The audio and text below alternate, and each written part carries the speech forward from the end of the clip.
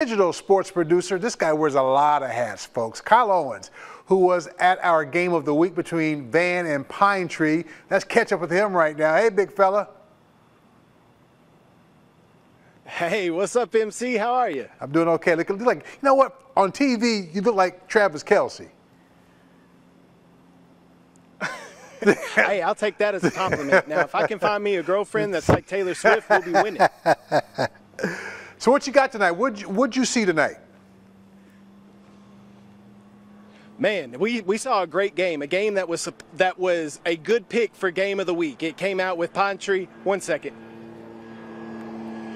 Came out with Pine Tree winning 36-30 over Van. It was a heck of a contest. You know, Pine Tree got up early in that ball game, even blocked an extra point and took it back for 2 points. They were up 22-6 at halftime and got the ball coming out of halftime. So it was really a big moment for Van, and Van was able to get a turnover, I believe, on a fumble by Pine Tree on that first possession. Van goes back down and scores. Pine Tree fumbles the ensuing kickoff.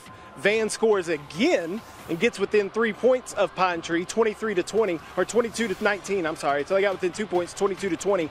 And then Pine Tree, next drive, one play, 69 yards to the crib, went back out ahead. But Van, to their credit, never once did they give up. This game they had a chance at the end of the game. They got the ball back with under a minute to go in the ball game, trailing by 6, just unable to punch it in. But what an effort by the Van Vandals. But I'll tell you what, these Pine Tree Pirates, they will be a force to be reckoned with in this District of Doom. I'm a believer of Shine Tree. I told Coach Bachman that tonight. I said, I'm just going to start calling y'all Shine Tree. He said, we'll take it. So I'm a big fan of the Pirates. They looked impressive. Speed, Coleman, speed, size, physicality. Pine Tree has got a really good football team this year. And you know, they were our Red Zone Game Ball winner. And I was out there. They got a lot of depth. They have a lot of guys on that team. And Coach Bachman has, you know, this guy here, he's serious with his guys. And I'm impressed with the first 2 weeks of the season. So now, as each week rolls, it becomes a higher part of the mountain they need to climb. But I think Bachman has them ready for it. He has them believing in themselves. And, you know, and even with the interview that you had with Coach Moffitt that we used on the Red Zone Preview show Wednesday night, where he complimented Pine Tree. He said, listen, these guys are pretty good. You know, yeah, we beat them the last 2 times we played them, but they are getting their program to the elite status.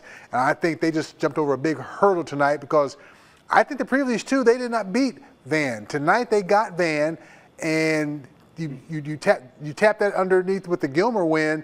You know, it's like keep on moving.